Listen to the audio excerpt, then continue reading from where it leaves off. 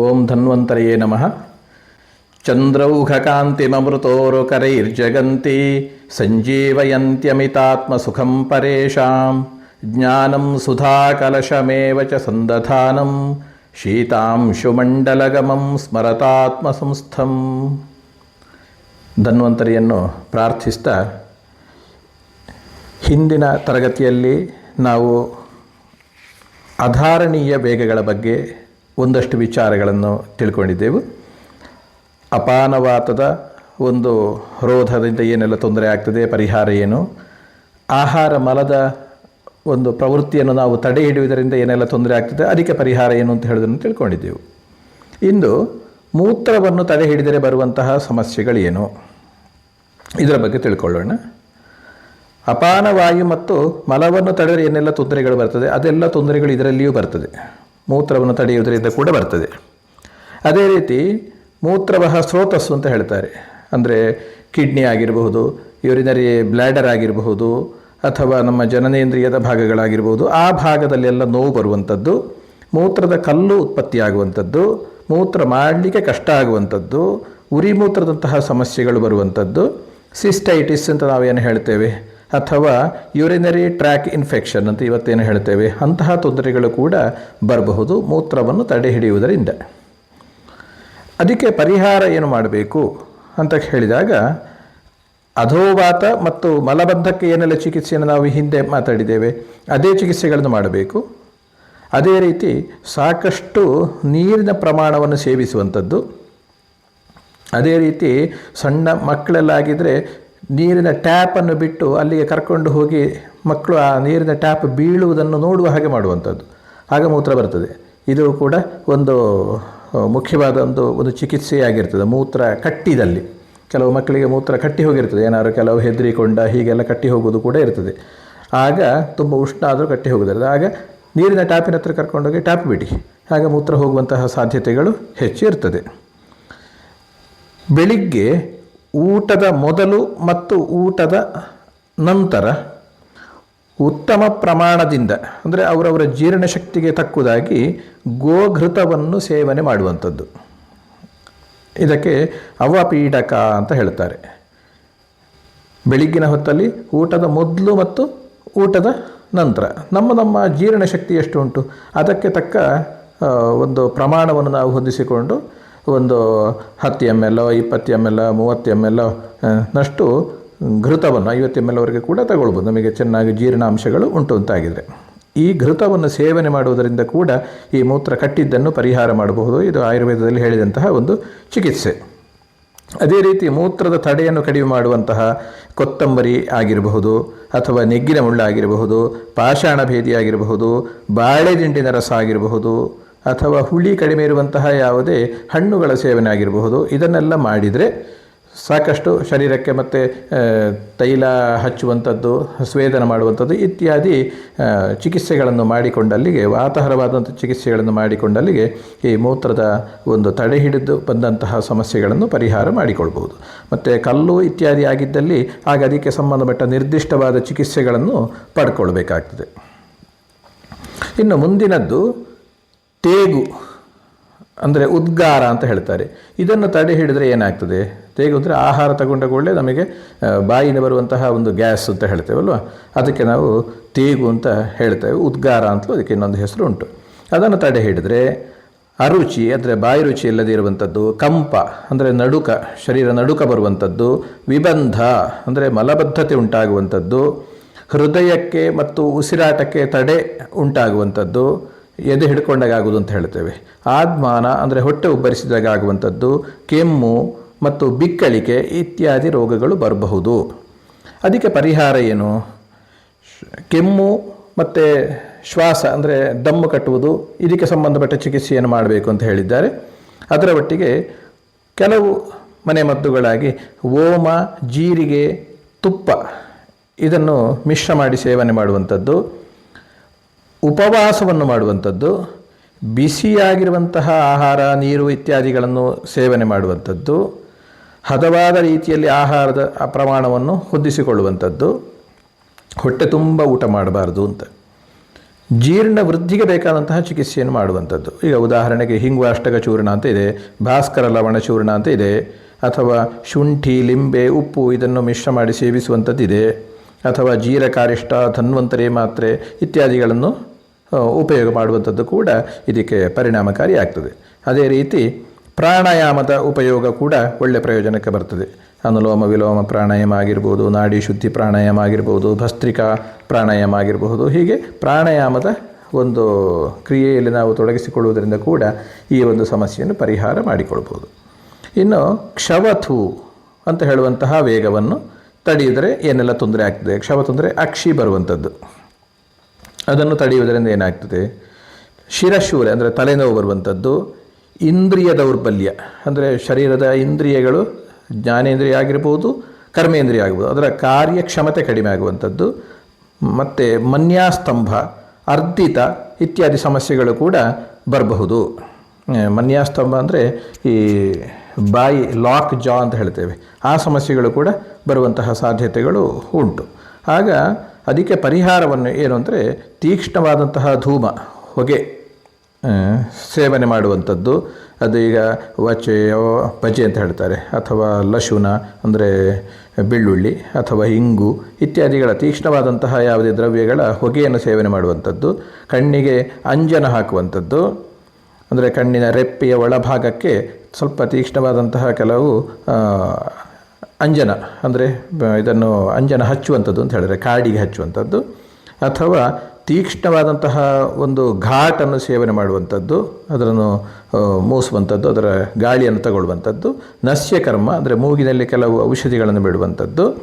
ಅರ್ಕ ವಿಲೋಕನ ಅಂತ ಹೇಳಿದ್ದಾರೆ, ಅಂದರೆ ಸೂರ್ಯನನ್ನು ನೋಡುವಂಥದ್ದು, ಸೂರ್ಯನನ್ನು ನೇರವಾಗಿ ನೋಡುವಂಥದ್ದು. ಸ್ನೇಹ ಸ್ವೇದ, ಶರೀರಕ್ಕೆ ಎಣ್ಣೆ ಹಚ್ಚುವಂಥದ್ದು ಇತ್ಯಾದಿ. ಊಟದ ನಂತರ ಘೃತಪಾನ, ಇದನ್ನು ಕೂಡ ಮಾಡಿದರೆ ಒಳ್ಳೆಯದು ಈ ಅಕ್ಷಿ ಬರುವಂತಹ ಸಮಸ್ಯೆಗೆ ಅಂತ ಹೇಳಿದ್ದಾರೆ. ಇವತ್ತೆಲ್ಲ ಮತ್ತೆ ಸ್ನೀಸಿಂಗ್ ಅಂತ ಹೇಳ್ತಾರೆ, ಅದು ಈ ಸಾಮಾನ್ಯವಾಗಿ ಎಲ್ಲ ಡಸ್ಟ್ ಅಲರ್ಜಿ ಎಲ್ಲ ಇರುವವರಿಗೆ ಬರ್ತದೆ. ಆಗ ಅದರಲ್ಲಿ ಅಲರ್ಜಿಗೆ ಸಂಬಂಧಪಟ್ಟ ಕೆಲವು ಚಿಕಿತ್ಸೆಗಳನ್ನು ಕೂಡ ನಾವು ಉಪಯೋಗ ಮಾಡಬೇಕಾಗ್ತದೆ.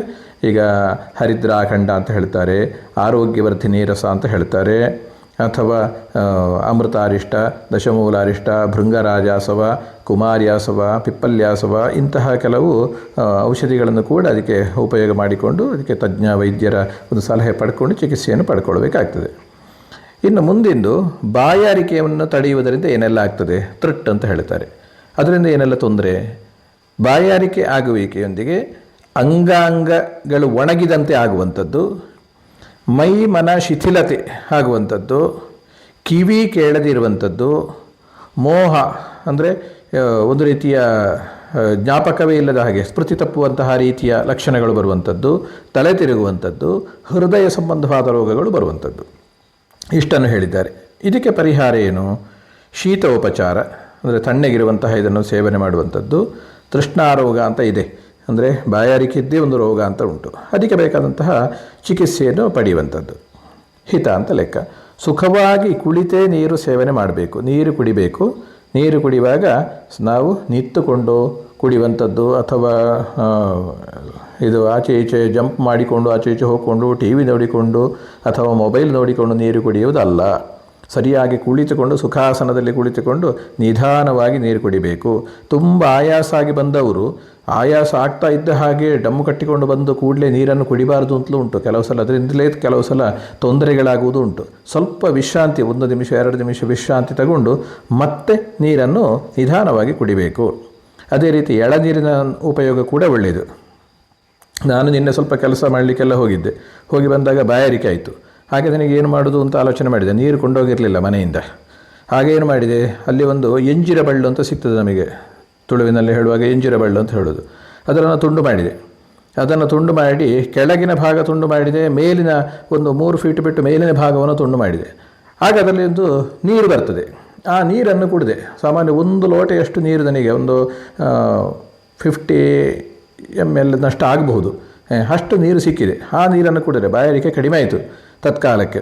ಅಂತೂ ಇಂತಹ ಎಷ್ಟೋ ಕೆಲವು ಔಷಧಿಗಳು ನಮ್ಮ ಸುತ್ತಮುತ್ತಲೇ ಇರ್ತದೆ. ನಾವು ಅದನ್ನು ಆಸಕ್ತಿಯಿಂದ ತಿಳ್ಕೊಂಡು ಅದನ್ನು ಉಪಯೋಗ ಮಾಡಿದರೆ ಬಹಳ ಒಳ್ಳೆಯದು. ಮೊದಲು ಯಾರೋ ಒಂದು ಹೇಳಿದಂತಹ ಒಂದು ಚಿಕಿತ್ಸೆ ನನಗೆ ಅದು ನೆನಪಾಯಿತು, ಬಾಯಾರಿಕೆಗೆ ಬಹಳ ಒಳ್ಳೆಯದು ಅಂತಲೂ ಹೇಳಿದರು. ಹಾಗೆ ಅದನ್ನು ಉಪಯೋಗ ಮಾಡಿ ನನ್ನ ಒಂದು ಸ್ವಂತ ಅನುಭವವನ್ನು ನಾನು ಹೇಳಿದ್ದು. ಅದೇ ರೀತಿ ಹತ್ತಿ ಮರದ ಬೇರನ್ನು ಅಲ್ಲಿ ಮಡಿಕೆ ಇಟ್ಟು ತುಂಡು ಮಾಡಿ ಅದರಲ್ಲಿ ನೀರು ಸಂಗ್ರಹ ಮಾಡಿ ಕುಡಿತಾರೆ. ತುಂಬ ತಂಪದು. ಈ ಉರಿಮೂತ್ರದಂತಹ ಸಮಸ್ಯೆಗಳಿಗೆ, ಬಾಯಾರಿಕೆಗೆ, ಪಿತ್ತ ಪ್ರಕೋಪಕ್ಕೆಲ್ಲ ಬಹಳ ಒಳ್ಳೆಯದು. ಅದೇ ರೀತಿ ಬಾಳೆದಿಂಡಿನ ರಸವನ್ನು ಕೂಡ ಉಪಯೋಗ ಮಾಡುವಂಥದ್ದು ಇರ್ತದೆ. ಅದೇ ರೀತಿ ಮುಡಿವಾಳ ಅಂತ ಹೇಳ್ತಾರೆ, ಅದರ ನೀರನ್ನು ಉಪಯೋಗ ಮಾಡ್ಬೋದು. ಸೆಕೆ ಸಮಯದಲ್ಲೇ ಮಣ್ಣಿನ ಪಾತ್ರೆಯಲ್ಲಿಟ್ಟಂತಹ ನೀರು, ಹೂಜಿ ನೀರು, ಅದು ಕೂಡ ಈ ತೃಷ್ಣಾ ರೋಗಕ್ಕೆ ಬಹಳ ಒಳ್ಳೆಯದು ಅಂತ ಹೇಳಲಿಕ್ಕೆ ಇಷ್ಟಪಡ್ತೇನೆ. ಇನ್ನು ಹಸಿವೆಯನ್ನು ತಡೆಯುವುದರಿಂದ ಏನೆಲ್ಲ ತೊಂದರೆಗಳಾಗ್ತದೆ? ಅಂಗಭಂಗ ಅಂದರೆ ಮೈಕೈ ನೋವು ಬರುವಂಥದ್ದು, ಬಾಯಿ ರುಚಿ ಇಲ್ಲದೆ ಇರುವಂಥದ್ದು, ಗ್ಲಾನಿ ಅಂದರೆ ಏನೋ ಕೂಡುವುದಿಲ್ಲ ಅಂತ ಹೇಳುವಂತಹ ಒಂದು ಭಾವನೆಗಳು ಬರುವಂಥದ್ದು, ಶರೀರ ಆರುವಂಥದ್ದು, ಕಾರ್ಶ್ಯ ಅಂತ ಹೇಳ್ತಾರೆ, ಶೂಲ ಅಂದರೆ ನೋವುಗಳು ಬರುವಂಥದ್ದು, ಭ್ರಮ ತಲೆ ತಿರುಗುವಂಥದ್ದು, ಕ್ಷುತ್ತು ಅಂದರೆ ಅತಿಯಾಗಿ ಹಸಿವೆ ಆಗುವಂಥದ್ದು, ಕೆಲವು ಸಲ ಹಸಿವೆಯೇ ಇಲ್ಲ ಅಂತ ಆಗುವಂಥದ್ದು, ಹೀಗೆ ಎರಡೂ ಆಗಬಹುದು. ಇದೆಲ್ಲ ಹಸಿವೆಯನ್ನು ತಡೆಯುವುದರಿಂದ ಆಗುವಂಥದ್ದು. ಇದಕ್ಕೆ ಏನು ಮಾಡಬೇಕು ಅಂದರೆ ಆಹಾರವನ್ನು ಲಘು, ಸ್ನಿಗ್ಧ, ಉಷ್ಣ ಇರುವಂತಹ ಆಹಾರವನ್ನು ಅಲ್ಪ ಪ್ರಮಾಣದಲ್ಲಿ ಭೋಜನ ಮಾಡಬೇಕು, ಊಟ ಮಾಡಬೇಕು. ತುಂಬ ಹಸಿವೆ ಆದವನಿಗೆ ಒಂದೇ ಸಲ ನಾವು ತುಂಬ ಹಸಿವೆ ಆಗಿದೆ ಅಂತ ಹೇಳ್ಕೊಂಡು ಹೆಚ್ಚು ಊಟವನ್ನು ಕೊಡುವುದಲ್ಲ, ಅಥವಾ ಅವನು ಊಟ ಮಾಡುವುದಲ್ಲ. ಅದು ಆಹಾರ ಜೀರ್ಣಕ್ಕೆ ಸುಲಭವಾದ ಇರಬೇಕು, ಅದರಲ್ಲಿ ಯಾವುದೇ ರೀತಿಯ ತುಪ್ಪ ಇತ್ಯಾದಿ ಅಂಶಗಳಿರಬೇಕು, ಅದು ಬಿಸಿಯಾಗಿರಬೇಕು, ಪ್ರಮಾಣವು ಕೂಡ ಹದವಾಗಿ ಇರಬೇಕು. ಹೀಗಿದ್ದಾಗ ಮಾತ್ರ ಹಸಿವೆಯ ಒಂದು ಸಮಸ್ಯೆಯಿಂದ ಹೊರಗೆ ಬಂದು ಆರೋಗ್ಯಕ್ಕೆ ಅದು ಪೂರಕವಾಗ್ತದೆ. ಇವತ್ತು ಎಷ್ಟೋ ನಾವು ಗ್ಯಾಸ್ಟ್ರಿಕ್ ಅಲ್ಸರು, ಡಿಯೋಡಿನಲ್ ಅಲ್ಸರು ಮತ್ತು ಶರೀರ ಆರುವಂಥದ್ದು ಅಥವಾ ವಾತಾದಿ ರೋಗಗಳನ್ನು ನೋಡ್ತೇವೆ. ಎಷ್ಟೋ ಇದಕ್ಕೆ ಇಂತಹ ಕಾರಣವಿರ್ತದೆ. ಹೊತ್ತಿಗೆ ನಾವು ಊಟ ಮಾಡುವುದೇ ಇಲ್ಲ. ಏನಿದ್ರು ನಮಗೆ ಕೆಲಸ ಎಷ್ಟೋ ಸಲ ಊಟ ಮಾಡಲಿಕ್ಕೆ ನಾವು ಮರೆತು ಹೋಗ್ತದೆ. ಹೊತ್ತಲ್ಲದ ಹೊತ್ತಿಗೆ ಊಟ ಮಾಡಿದರೆ ಅದು ಇರ್ರೆಗ್ಯುಲರ್ ಆದ ಕೂಡಲೇ ನಮ್ಮ ಜೀರ್ಣಾಂಗ ವ್ಯೂಹಕ್ಕೆ ಕೂಡ ಏನು ಮಾಡಬೇಕು ಅಂತ ಅಂದಾಜೆ ಆಗುವುದಿಲ್ಲ. ಆಗ ಅದರ ಕಾರ್ಯಕ್ಷಮತೆ ಕೂಡ ಕಡಿಮೆ ಆಗಿ ಎಷ್ಟೋ ರೋಗಕ್ಕೆ ಕಾರಣ ಆಗ್ತದೆ. ಹಾಗಾಗಿ ನಾವು ಎಷ್ಟೋ ಒತ್ತಡದಲ್ಲಿದ್ದರೂ ಕೂಡ ಆ ಒಂದು ಸಮಯ ಪಾಲನೆಯನ್ನು ಮಾಡಿ ನಮಗೆ ಹಸಿವೆ ಎಷ್ಟು ಉಂಟು ಅಷ್ಟಕ್ಕೆ ತಕ್ಕ ಆಹಾರದ ಒಂದು ವ್ಯವಸ್ಥೆಯನ್ನು ಕಾಪಾಡಿಕೊಳ್ಳೋದು ಎಲ್ಲರಿಗೂ ಒಳ್ಳೆಯದು. ಇನ್ನು ನಿದ್ರೆಯನ್ನು ತಡೆಯುವುದರಿಂದ ಏನಾಗ್ತದೆ? ಮೋಹ ಬರ್ತದೆ. ಅದೇ ರೀತಿ ಮೂರ್ಛಾ ಅಂದರೆ ತಲೆ ತಿರುಗಿದಾಗ ಆಗುವಂಥದ್ದು ಬರಬಹುದು. ಮೂರ್ಧ ಅಕ್ಷಿ ಗೌರವ ಅಂದರೆ ಕಣ್ಣು ಭಾರ ಆದಾಗ ಆಗುವಂಥದ್ದು, ತಲೆ ಭಾರ ಆದಾಗ ಆಗುವಂಥದ್ದು, ಆಲಸ್ಯ ಜಡ ಬರುವಂಥದ್ದು, ಆಕಳಿಕೆ ಜೃಂಭಿಕ ಅಂತ ಹೇಳ್ತಾರೆ ಅದು ಬರುವಂಥದ್ದು, ಮೈಕೈ ನೋವು ಬರುವಂಥದ್ದು ಇತ್ಯಾದಿ ಬರಬಹುದು. ಅದಕ್ಕೆ ಪರಿಹಾರ ಏನು? ಸಾಕಷ್ಟು ನಿದ್ರೆಯನ್ನು ಮಾಡುವಂಥದ್ದೇ ಸರಿಯಾದ ಪರಿಹಾರ. ಅದೇ ರೀತಿ ಅಂಗಗಳ ಒತ್ತುವಿಕೆ ಅಂತ ಅಂದರೆ ನಿದ್ರೆ ಕೆಲವು ಸಲ ಬರುವುದಿಲ್ಲ. ಆಗ ಏನಾಗ್ತದೆ? ಅಂಗಕ್ಕೆ ಸ್ವಲ್ಪ ಒತ್ತಡವನ್ನು ಕೊಟ್ಟರೆ ಹೆಚ್ಚು ಪರಿಣಾಮ ಆಗ್ತದೆ ನಿದ್ರೆ ಬರಲಿಕ್ಕೆ ಅಂತ ಹೇಳಿದ್ದಾರೆ. ನಿದ್ರೆ ಸರಿಯಾಗಿ ಮಾಡದೇ ಇದ್ದರೆ ಕೆಲವರು ಈ ನೈಟ್ ಡ್ಯೂಟಿ ಅದು ಇದು ಅಂತೆಲ್ಲ ಮಾಡ್ತಾ ಇರ್ತಾರೆ, ಅನಿವಾರ್ಯ.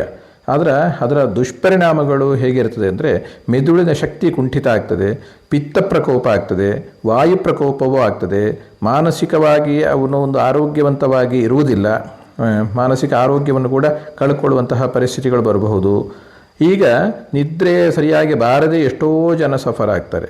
ಅದಕ್ಕಿರುವಂತಹ ಪರಿಹಾರಗಳಲ್ಲಿ ಒಂದು ಸರಳವಾದಂತಹ ಪರಿಹಾರ ಏನು ಅಂದರೆ ತಲೆಗೆ ಹಳೆಯ ತುಪ್ಪವನ್ನು ಹಚ್ಚುವಿಕೆ, ತಲೆಗೆ ಸ್ವಲ್ಪ ಲೇಪ ಹಾಕುವಂಥದ್ದು. ಇದು ತುಂಬ ವೃದ್ಧರ ಅನಿದ್ರೆಗೆ ಕೂಡ ಬಹಳ ಪರಿಣಾಮಕಾರಿಯಾದ ಚಿಕಿತ್ಸೆ. ತುಪ್ಪ ಹಳತಾದಷ್ಟು ಒಳ್ಳೆಯದು.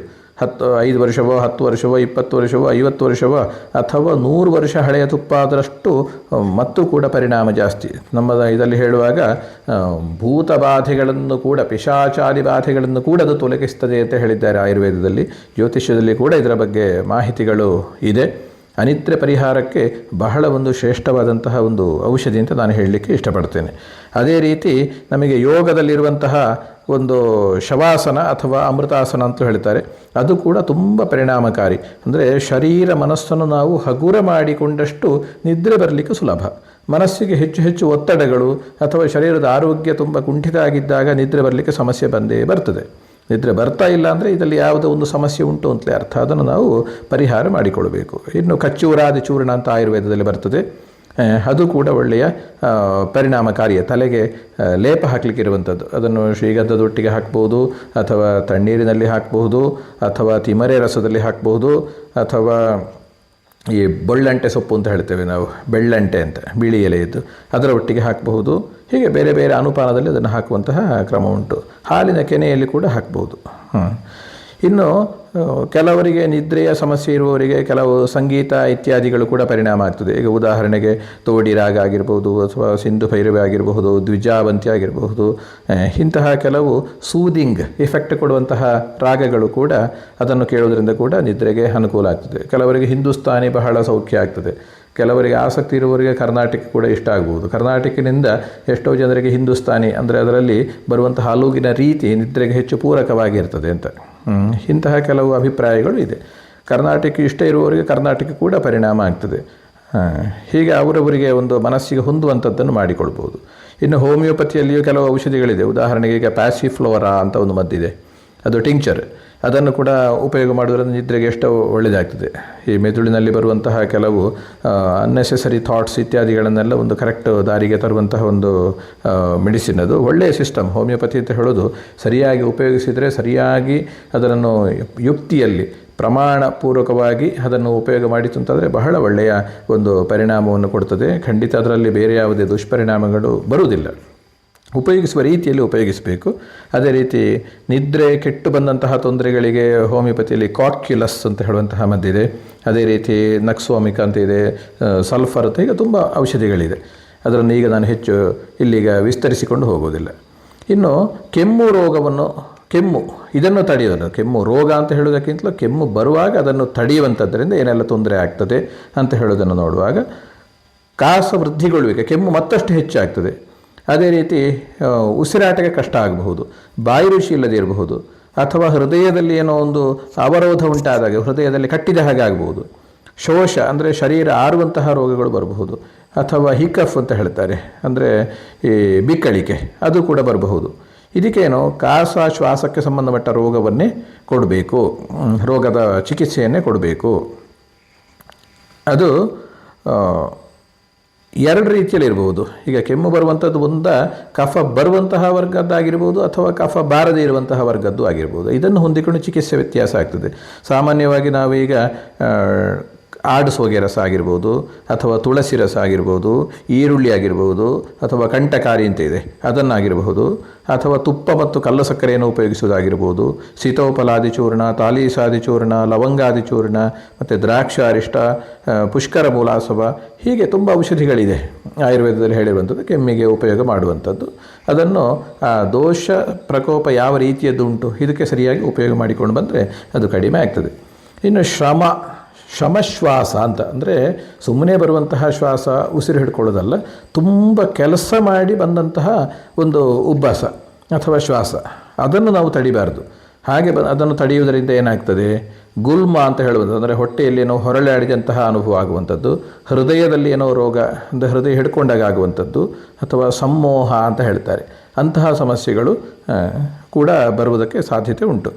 ಅದಕ್ಕೆ ವಿಶ್ರಾಂತಿಯೇ ವಿಶ್ರಮಣಂ ಅಂದರೆ ವಿಶ್ರಾಂತಿಯನ್ನು ತಗೊಳ್ಳುವಂಥದ್ದು, ಮತ್ತು ವಾಯುಹರವಾದಂತಹ ಚಿಕಿತ್ಸೆಯನ್ನು ಮಾಡುವಂಥದ್ದೇ ಅದಕ್ಕಿರುವಂತಹ ಚಿಕಿತ್ಸೆ. ತೀವ್ರ ಆಯಾಸಪಟ್ಟು ಕೂಡಲೇ ಅತಿಯಾಗಿ ನೀರು ಇತ್ಯಾದಿಗಳನ್ನು ಕುಡಿಯುವಂಥದ್ದನ್ನು ಮಾಡಬಾರ್ದು.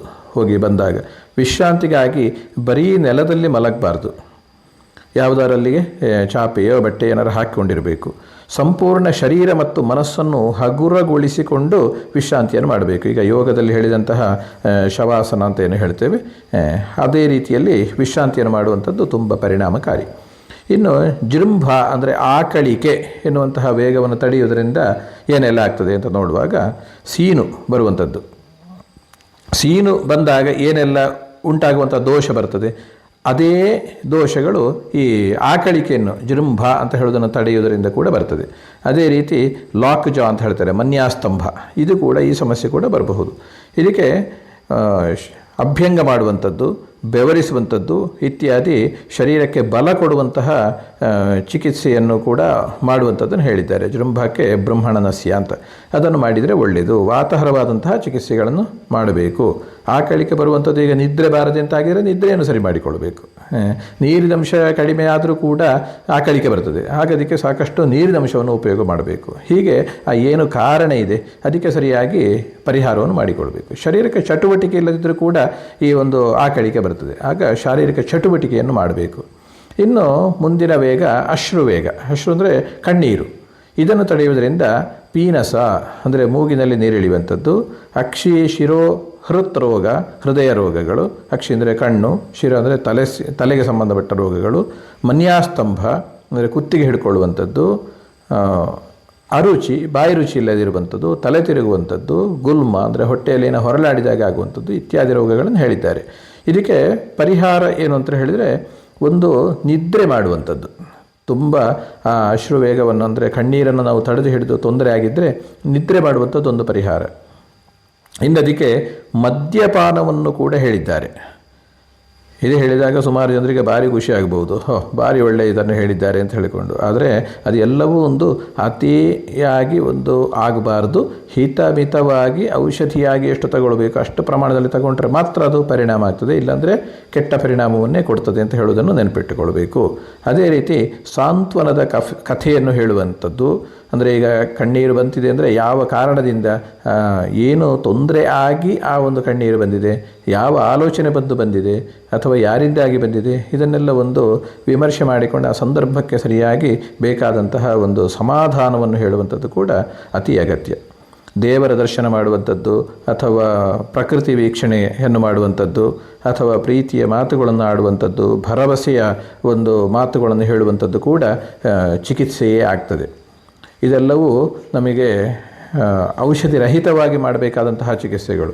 ಚಿಕಿತ್ಸೆ ಅಂದರೆ ಬರೀ ಒಂದು ಔಷಧಿಗಳನ್ನು, ಮಾತ್ರೆಗಳನ್ನು, ಸಿರಪ್ಪನ್ನು ಕೊಡುವಂಥದ್ದಲ್ಲ. ಇದೆಲ್ಲವೂ ಕೂಡ ಚಿಕಿತ್ಸೆಗೆ ಬರ್ತದೆ. ಧೈರ್ಯ ಆತ್ಮಾದಿ ವಿಜ್ಞಾನಂ ಮನೋದೋಷ ಔಷಧಂ ಪರಂ ಅಂತ ಹೇಳಿದ ಹಾಗೆ.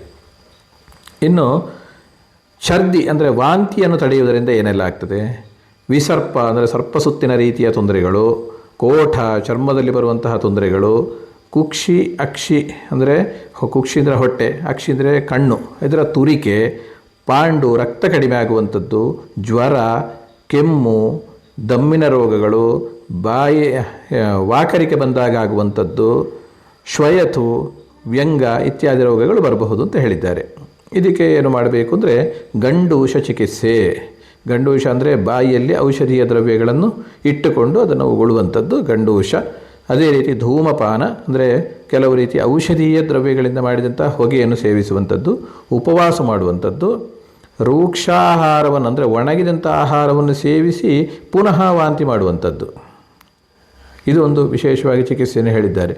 ಆಹಾರವನ್ನು ತಗೊಂಡು ಮತ್ತು ಉದ್ದೇಶಪೂರ್ವಕವಾಗಿ ವಾಂತಿ ಮಾಡುವಂಥದ್ದು, ವ್ಯಾಯಾಮ ಮಾಡುವಂಥದ್ದು, ರಕ್ತಮೋಕ್ಷಣ, ವಿರೇಚನ ಅಂದರೆ ಭೇದಿಗೆ ಔಷಧಿ ಕೊಡುವಂಥದ್ದು, ಲವಣ ಕ್ಷಾರಯುಕ್ತ ತೈಲದ ಅಭ್ಯಂಗ, ಎಣ್ಣೆಗೆ ಉಪ್ಪು ಮತ್ತು ಕ್ಷಾರದ ಅಂಶ ಅದನ್ನು ಸೇರಿಸಿಕೊಂಡು ಅಭ್ಯಂಗ ಮೈಗೆ ಹಚ್ಚುವಂಥದ್ದು ಇತ್ಯಾದಿ ಚಿಕಿತ್ಸೆಯನ್ನು ಹೇಳಿದ್ದಾರೆ. ಇನ್ನು ಕೊನೆಯ ವೇಗ ಶುಕ್ರವೇಗ ಅಂದರೆ ವೀರ್ಯ. ಈ ಶುಕ್ರವೇಗ ಅಂತ ಹೇಳಿದರೆ ಇದು ಬರೀ ಪುರುಷರಿಗೆ ಅಂತ ಅರ್ಥ ಅಲ್ಲ. ಶುಕ್ರ ಅಂತ ಹೇಳುವಂಥದ್ದು ಪುರುಷರಲ್ಲಿಯೂ ಇರ್ತದೆ, ಸ್ತ್ರೀಯರಲ್ಲಿಯೂ ಇರ್ತದೆ. ಅದನ್ನು ತಡೆಯುವುದರಿಂದ ಏನೆಲ್ಲ ಆಗ್ತದೆ ಅಂತ ಹೇಳುವಂಥದ್ದು. ಶುಕ್ರ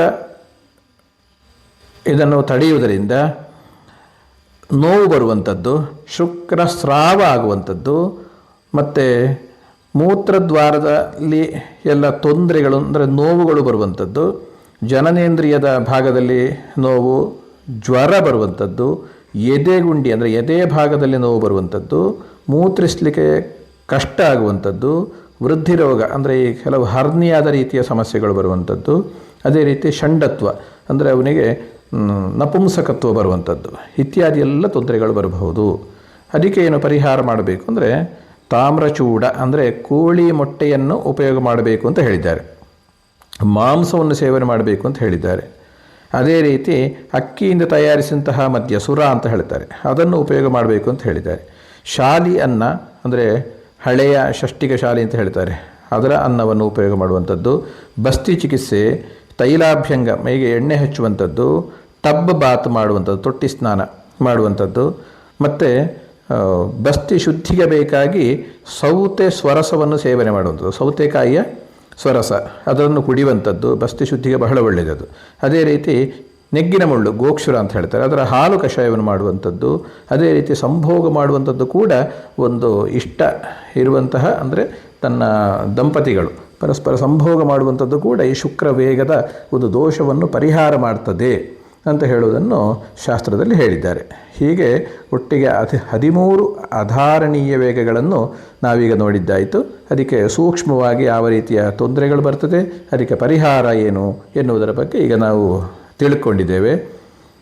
ಇದುವರೆಗೆ ಈ ಒಂದು ವಿಚಾರಗಳನ್ನು ಸಮಾಧಾನದಿಂದ ಕೇಳಿದ್ದೀರಿ, ತಿಳ್ಕೊಂಡಿದ್ದೀರಿ. ಎಲ್ರಿಗೂ ಒಳ್ಳೆಯದಾಗಲಿ. ನಮಸ್ಕಾರ.